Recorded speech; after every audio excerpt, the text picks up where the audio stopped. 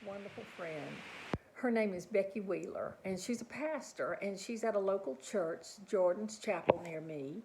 And I'm scrolling through Facebook, and there she is, and she's talking about the type day she's having. And I went, oh my gosh, that's the kind of day I'm having too. And I thought, well, if Becky's having one of those days, I call them, I'm having one of those days, somebody out here might be feeling the same thing. So I wanted to share a couple of things with you.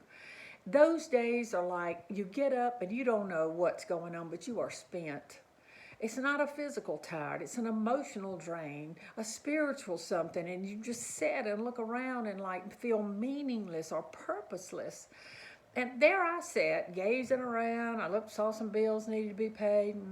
Can't do that. And saw some papers that needed to be filed. Well, no, I can't do that. I knew I had clothes upstairs to wash. I'd get to that later. And I had a blog I had to get in on time.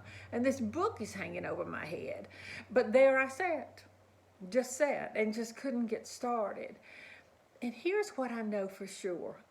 The only thing that was going to help me was to get up and get moving. Get up and get moving. Get up, get dressed, make the bed, come downstairs, wash the dishes, keep doing the next right thing. Me, I got to pick up the pen. I've got to sit down and write. And do you know, every time that I do that, it wasn't as hard as I thought. It wasn't as monumental as I thought it was.